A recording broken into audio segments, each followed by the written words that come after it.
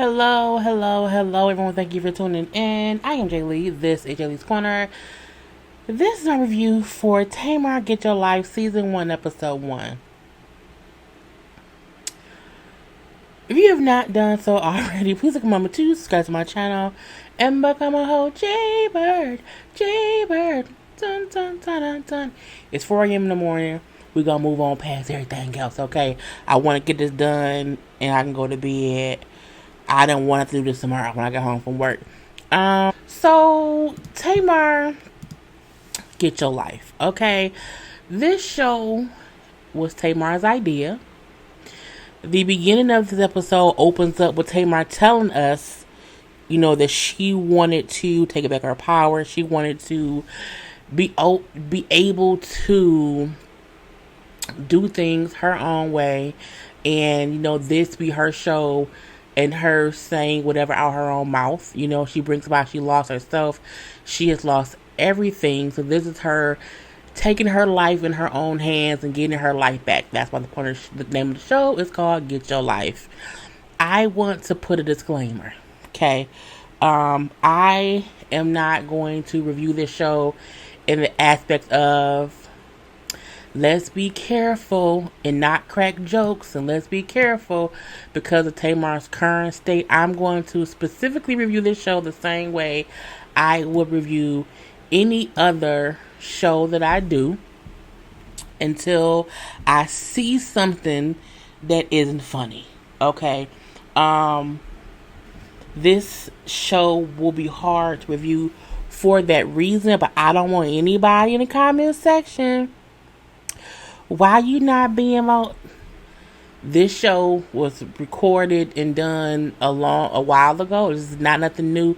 There's nothing on this show is anything that was recorded after her current situation. Okay, so the beginning of the episode opens up with Tamar going to talk to Mona Scott Young. Mona Scott Young from Love and Hip Hop. She has her own production company, all that stuff. So Mona her company is producing this show as well. And they say how Tamar agreed. I didn't put a lipstick on because I feel like it. Tamar is, when I don't have lipstick on, I do this a lot. I don't know why. It's just weird. It's like my lips are naked and my hands is my lipstick. Tamar agreed to do 6 weeks of intense filming, which just means the cameras are always rolling. Whereas you doing a regular reality show, they have days of filming here and there, but this is supposed to be 6 weeks. Every day, intensive filming, a lot. That's what Tamar agreed to. So we then see her and Mona chatting or whatever. And, Mona brings up how, she has not been managing for a while or whatnot. And Tamar then brings about she has not had a manager for over a year. And when Mona asked about, what about Vince? And Tamar like, well, no, he was more my husbander. That was different. He does not manage me anymore. Having him as my manager was like, bringing your work home with you, waking up with your work, and even having your work issues with you consistently. That's why her and Vince did not work out, because again, once he started managing her, things got worse. Okay. So Mona asked, like, was he jealous? Like, was he jealous of you or whatever? And Tamar says, a little bit. I think so, whatever. She also brings up how when he would bring people around to work with her, he would instruct them to not talk to her. And she says how, she only worked with Vince. She never worked with any other producers. It was always Vince who she worked with, who she performed, and all these things. Now, I don't know if that's actual or factual, because I remember seeing her working with other people. I remember seeing her at least working with LaShawn, when he rests in peace, who helped her produce Love and War. So I don't know if she meant she didn't work with many producers or whatever, but I know for a fact you work with at least one. Again, I don't know.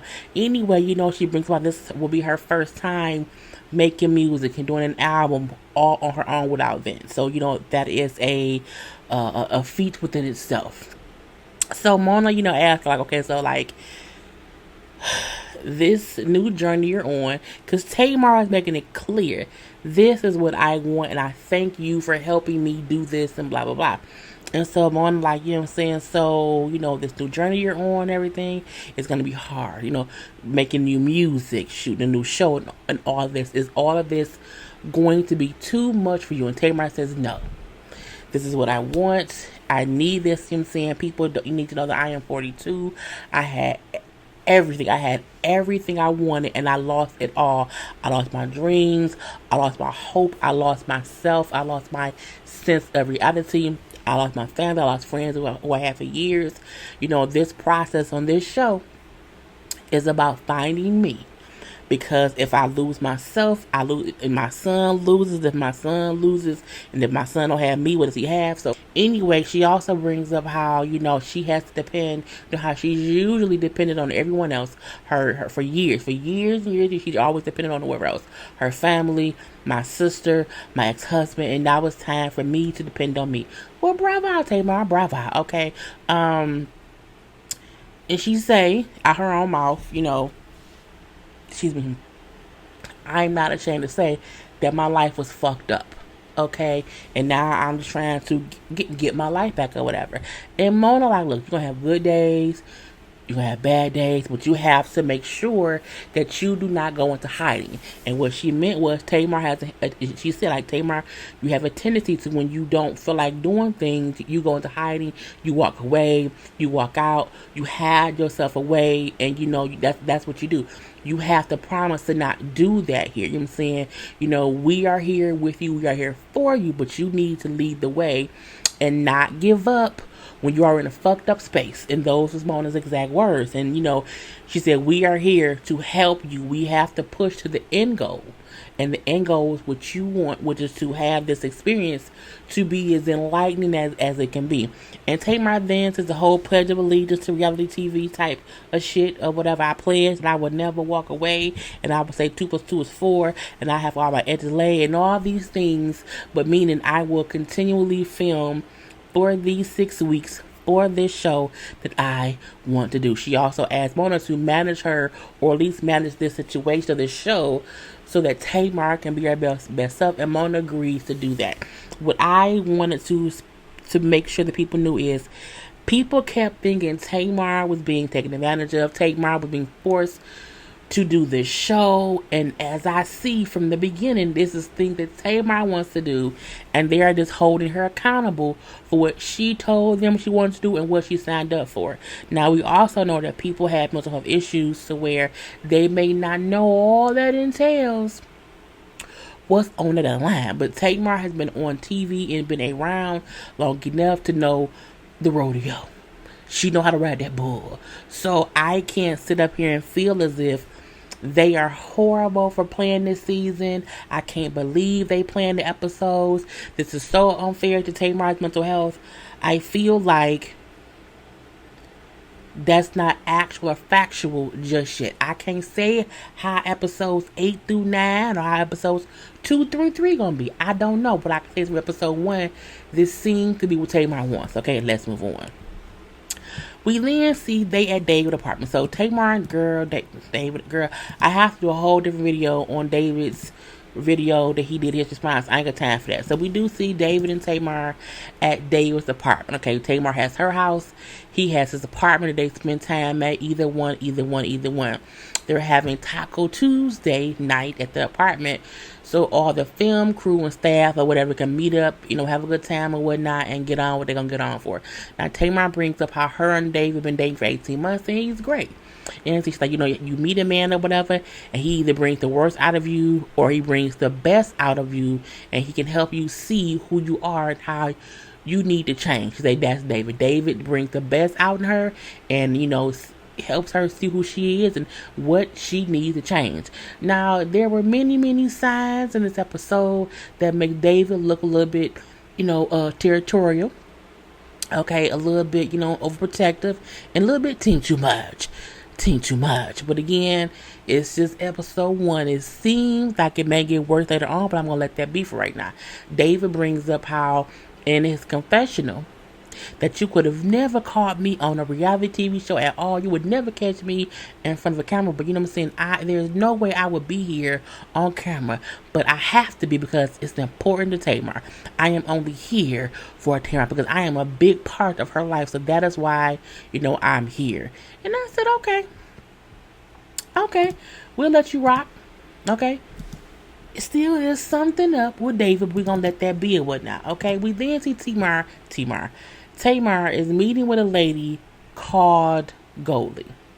And Goldie is where she at? Goldie is a dream coach who uses a method called dream work to help people analyze their dreams and confront their subconscious to help them reach a higher sense of self to reach their goals and shit like that or whatever. Now, she's a former actress. When I say former actress, I mean like she was in 2 or 3 small movies in the late 90s or whatever. So, I mean, this is what she does now. Now, the producers say, well, who are some people that you work with doing this dream work stuff? And she named some names. She said Jessica Lange, Mickey Rourke, Josh Brolin, Diane Lane, Ryan Gosling, Emma Stone, Michelle Williams, the white actor, not Beyonce and Michelle, Bradley Cooper, and Harvey Keitel. So those were the people, some of the folks she worked with. They all happen to be white. That ain't no point. Anyway, she tells Tamar the process for this is, you just have to write down your dreams. You write down your dreams and we will figure out what they mean. I'm looking like, well, that's pretty easy. I mean, but if dreams are up to interpretation, how do I know that your interpretation of my dreams is really what they're supposed to be? Because someone else's interpretation could be something different. But we're going to leave that be. And so the process is, she's like, before bed, you need to clear your mind. Meditate, cut off all phones and anything that can distract you, whatever I'm saying. You have to then write down. No. When you wake up, write down what your dream was. Okay? And then we can go from there. She brings up that before bed, you cannot write yourself a question. That's what it was. Write yourself a question. A question to your inner self before you go to bed. And when you sleep, you will have a dream about that in the question or whatever. But you cannot have sex. You cannot drink. You cannot smoke like weed or whatever. You can't have anything that can mess with your mental or your emotions or whatever. You have to be calmly in your own self. You know what I'm saying? A whole clear head is what has to be done or whatever. And that's what it was. And I'm like, okay. And I'm like, that's, okay. Anyway, she brings all your dreams could express all kind of stuff. Even things you have locked away, but it will still help you. So that's what she told Tamar. Okay, boom, pow, pow. We then see Tamar goes and she meets with a producer at the studio. Okay, she meets with a producer called Jay White, who's only in town for 2 days to help her work on her album. Now, he has written records for Cardi B that has went diamond. If he wrote stuff for Cardi B, his beats must be amazing, because Cardi B's first album was amazing. Okay, anyway, so she tells him once she gets there, I wrote Love and War at the studio. I wrote it here. You know what I'm saying? He's like, oh, so you want to record here? She's like, no. It's too much smoke. I can't do the smoke. We do know singers can't be around smoke. They can't be around a place that's too cold because it's mess with the pipes of the voice or whatever. And so, I don't want to record here. No. He said, well, I can bring the microphone like out here. Whoever was in there before must have been smoking weed in the booth. And so she didn't want to go in the booth or whatever. And she said, well, if you bring the microphone out here, that still don't mean I'm going to sing. Like, I don't sing in front of people. I'm like, but you a singer. How you a singer who had hit albums, but you don't want to sing for? Okay. It's okay. Really, Tamar? I'm quite shy, girl. No, the fuck you not. Not on any level. And I get people who can be shy in front of strangers, because I'm shy, and I'm shy in the fact of I'm not gonna talk to you if I don't know you. You know what I'm saying? But once I get a feel for you, I can have, conversation or whatever. But it's like, I'm shy. I've never had to sing in front of people making an album. I've only wanted to work with Vince before or whatever. So I'm real. I'm in my bag or whatever. And then she's like, because I just wonder, how sound. I don't know. He's like, really? Wow, I would have, I never would have thought that or whatever. You know what I'm saying? And she bring up how I feel like people gonna want to know, like, why me and Vince broke up and this and that, and people gonna be nosed about things that I don't mind writing about, but they just gonna, like, I don't know. He say, look, just write about all of that, you know what I'm saying? Let them know who you are now. Okay, this is gonna be a whole self-help R&B album of the year if you do it in the right way to show them who you are, Simba, or whatever. And so she's like, well, do you know, like, what they want to hear from me? Like, you kind of feel, and he was like, no, I don't. He's like, I just feel like they want to hear something. Okay, and then Tamar running around the studio like a crazy person, dancing, saying he said a word. I'm like, girl, sit your ass down somewhere and work. Okay, he then says, "Are you ready to work?" She's like, "Yeah." Did you write something for me to sing? He was like, "Well, no. Like we have to. You don't have nothing written in it." She's like, "No. Mm-mm. I just thought that you had." He was like, "Well, no, but we have to collaborate." I'm looking like, Tamar, you a whole singer. You are a whole singer, award-winning singer, great voice having singer. How are you coming to the studio and you don't have not a hook, not a chorus, not a verse, nothing?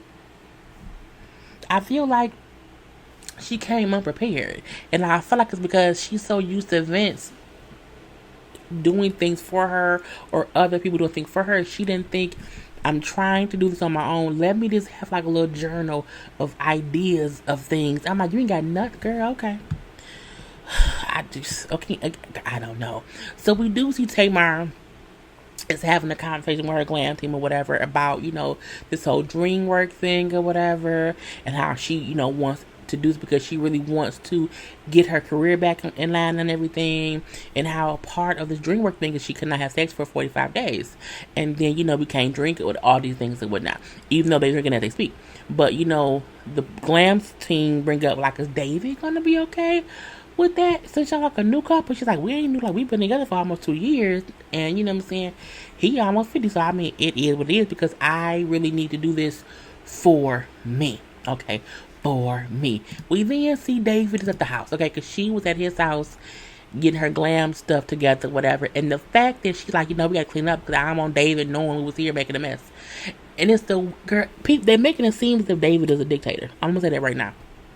But David gets home to his apartment, and Tamar tells him, like, okay, I'm dealing with this girl named Goldie. We have the dream work thing or whatever, and so there's some things that we can't do right now. Like, we can't have sex for 45 days. Like, there's no drugs, no alcohol, and no sex. He's like, what? Like, no sex at all?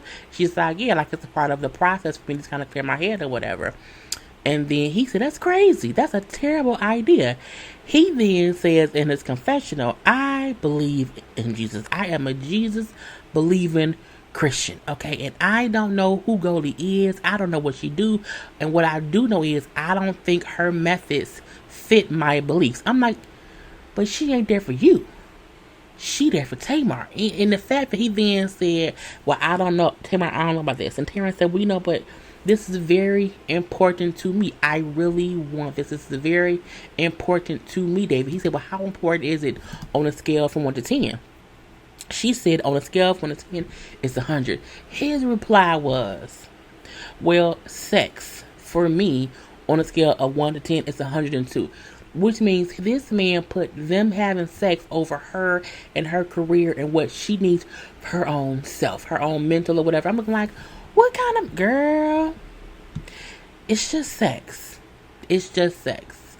You won't sit here and say that you are a Jesus believing Christian, and Goldie not wanting her to have sex is against your beliefs and your religion or whatever, but you want to fuck her before y'all married. You ain't Tamar not married. Y'all been fornicating. What kind of Jesus believe? Jesus said, thou shalt not fornicate. Okay, so how you gonna pull one? Girl, you're contradicting yourself. Okay, out there, David. Anyway, because Tamar, one didn't have no musical songs written or whatever, she did not want to perform in the studio, whatever. Jay White came and he set up a portable studio in Tamar's house downstairs and everything, because again, she don't want to record else. Okay, I will come to you because I'm gonna be here for a couple days to help you do your album or whatnot. And so he also wrote a song for Tamar, okay, because Tamar didn't have shit written, and she come in and she says she's hoarse, okay, and her voice is all messed up. And now this is Tamar the whole time. This facial expression is a visualization of how Tamar's aura, how her spirit came off, and this the kind of negativity bouncing off her pretty head. Okay, now we get she's hoarse, and she's like, when I'm hoarse and I have no control, I'm all out of sorts or whatever. And you're like, I get it, you know what I'm saying? I guess unfortunate, whatever. We just have to push through. Many other singers will at least sometime lay down tracks for a bass line when they're doing songs. Okay, let's just say that. Anyway, as they're listening to this thing, trying to work on the music, David calls her. So Tamar gets up and walks away, takes David's phone call, where she then tells him, I lost my voice. I lost my voice or whatever. And it's as if they don't care. He said, we've lost your voice. You need to rest your voice. He's like, I don't think they care. I don't think anyone cares that I don't have a voice. Now, at this point, Tamar had a voice, but you could tell she was hoarse. And she should have shut up. But you can also tell Tamar had probably voice had been getting hoarse. And she kept talking. He then, how can they care? How can they not care? Whatever, you're the artist. It kind of shows him inserting himself in her her professional stuff, okay, is what this kind of shows. That he's putting his foot in the professional pond of Tamar Braxton, whatever. So she does come back in and whatever, and she lays down some vocals of the song. She actually sounded good, okay? She really did. But the look on her face was this face still, okay? This is her face or whatever. Like, that was some bullshit. She tells them, I hate how I sound. I like the hook of the song, but I hate the verse. And then Jay White said, well, I do think we need different music or whatever. He said, well, how does your voice sound? She's like, oh, well, glad you asked. Now, you know what I'm saying? How does it sound? He said, well, it sounds like you whispering. You know what I'm saying? But I'm just here to make a record. And I felt like his point was, I don't know what else you want me to do when I'm here to help you, but you don't seem to be really trying to help me help you. Because he even said you can't even hum nothing. This is weird. Anyway, she then goes outside to talking to Goldie. Because Goldie has been there through all of this or whatever. I guess she just monitoring whatever, and she brings up how the whole day has just been a whole waste, and I'm frustrated, I'm mad, I'm just upset. I want to sing, but I lost my voice. I haven't written anything or whatever. I haven't recorded anything. So it's been a whole waste, and I feel like you can't have that kind of defeatist attitude when you're trying to really go and get your life. There were other ways I felt like she could have handled not being able to sing. I think a suggestion of, can you hum? Can you sing low? Just to kind of get a feel of even the cadence of the song. But again, she was just not in the mood. But if you got time, only so much time to do something, like what else, what you gonna do?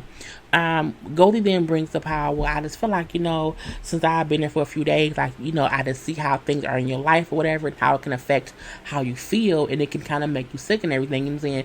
And you can't keep avoiding things, and, because you're in a bubble, you have this loss of family or whatever, so it's kind of hard for you. It's like, what do you mean, like a loss of family? It's like, well, you're not in contact with anybody in your family, like, it's kind of just you, so like that's a loss. She's like, wow, that's true, whatever. I do feel like I have been like choked down and like I couldn't breathe for like 5 years, even till currently, like lipstick. And so I feel like, I can't use my gift when I feel choked down like she do now. And I'm like, okay, that's fine. We do see, Jay White, go back and talk to her again, like I'm saying, like, I don't know what to do. I feel bad that you don't have a voice, but again, we was here to do things or whatever, and then, but again, her voice is a little bit worse now, and then the producer's like, I don't know what to do because we're scheduled to film until 10. And if you can't sing, if you're not doing it, because they were there to film her making her album, and she's not doing that. She's not talking like, we don't know what to do because again, we were supposed to film this and you're not doing anything. And then she talks to one of the EPs who are there, and she's like, look, I have no voice, I can't do anything, whatever. He's like, what do you think is like making you sick? Like, what's going on? She's like, well, I'm a one-woman show. I can't call Vince to ask him to help with my album because again, there's no more Tamar and Vince. I can't call my nanny for Logan because I'm his mama. I can't call my sisters to help, do the show with me because it's a one-woman show. I can't call on anyone or depend on anyone but myself. Okay, and so I'm done. I'm going to bed, and so they wrap filming early. So we then see it's day 5 of it and everything, and she talks to Goldie because she has some weird dream or whatever, and her dog keeps humping Goldie's leg, which is just weird. I'm like, that's just, but I think dogs, I don't, girl, is a joke. Anyway, so she say her dream was Tyler Perry was in her dream. She saw him. He said, "Hey, Tyler, hey, Tyler." They then hugged. From the hug, they was seeing boyfriend, girlfriend, or whatever. Okay, they was in outside his house, and a lady was outside the house, and Tamar got upset, thinking he was like messing with her or whatever. And he tried to explain, but Tamar was pissed. But turned out the lady was like a designer or whatever. But Tamar was so pissed, she did not allow him to explain why she was there to help her. She did not let the lady explain why she was there. Tamar just flipped out, got mad as she do, and she was outside, cussed and fussed back in our ghetto, whatever. They then got in a car and was driving down like a road or whatever. And because she was cussing and fussing at Tyler Perry, girl, she was getting pissed. They was on an icy road and they were going to crash. And then she jumped up out the car before the car crashed. And then she woke up. So Goldie then said, "Well, I need you to kind of calm down, get within yourself, whatever, you know what I'm saying, meditate or whatever. And, imagine a dream. Imagine Tyler Perry." This is what she said. "Imagine Tyler Perry and ask him whatever questions pop into your head and then allow that to respond to you." She asked, "Why are you here?" He says, "I'm here to help." "Help what?" "I'm here to help with you." "But why are you here to help me?" He then says, "Because I have faith." And she then asked, "Well, how do you have faith when no one is around to help?" And then he then said, "What do you mean you have everyone around you to help?" Tamar then is getting all emotional, crying this time. And, "I'm done. I have to go back. It's just team too much or whatever." And Goldie tells her, like, "You have this resistance to people helping you," which makes her start crying a little bit more. And then, you know what I'm saying, she then brings up how, "I get it now. I get it. Like, the girl in the dream wasn't a designer. Like, she was there. Like, she was an angel. I know who she was. And while she was there, she was an angel who was there to help me. But because I didn't listen to him, Tyler Perry, and because I was mad at him, I missed her there to help me. And then because I went off on him, we then went and crashed down the road." Okay, so she's crying. "I need a minute. I'm crying." All the emotion, whatever. So she goes to the bathroom. She was crying and everything. Goldie then goes to the filming crew to say, "Hey, I think we need to stop filming." You know what I'm saying? Because she's having a moment. They then say, now as she's saying that or whatever, the dog comes back, hump her leg again. And then they like, "Well, we filming a show. Like, we have to get the shot. We have to record the show." And I feel torn between the two. I feel like, and I've said this with other shows, when you are on a reality show, and this is going to sound harsh, they are literally there to record what is going on. That includes if you're crying, that includes if you're happy. I think the only thing they don't record is if you're naked and having sex. However, if you are having this, if this process is what you signed up for, like, Goldie is there for a reason to help do whatever and whatnot and whatnot and whatnot. And so I do feel like I get the camera crew sound like we're supposed to be here to film this. I also understand Goldie saying like some things aren't for the show. I get both ends of the spectrum. I really, really do. But again, I say, she signed up for this. Like, literally signed up to do 6 weeks of this. She brought Goldie here at this time to be on the show. Like, Goldie is mic'd up. If you did not want the process of whatever came out of you, you would say, "This part I'm not recording. I don't want Goldie on camera. This is going to be separate." And that's how I feel. It is. That's a part of reality TV.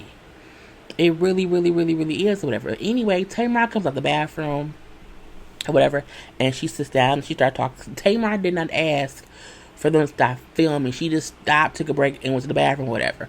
It was Goldie who asked them to do that without Tamar's request or whatnot. So then Goldie goes back to talking to Tamar, and she brings up how, these type of emotions and breakthroughs or whatever, these emotional blocks usually stem from childhood or whatever. Tamar then said, like, yeah, my parents got divorced when I was young, and it ruined everything. You know what I'm saying? All my sisters were gone. And she kind of pauses talking, and you can tell she was going to talk some more. She kind of looks around, and she realized the camera crew was there. And she's like, I've opened up so much of my life. You know what I'm saying? I even gave birth on camera. Everything. I did all that. You know what I'm saying? But this, you know what I'm saying? This ain't for y'all. You know what I'm saying? Some things are just for you. Meaning some things are just for herself. And then she walks away again and goes back to the bathroom. And, at that point, that was her asking for the break. But I also feel like that was Mona saying, you gonna sometime not want to film. You have to stop hiding. Stop hiding and just let it, girl. That's how it went off.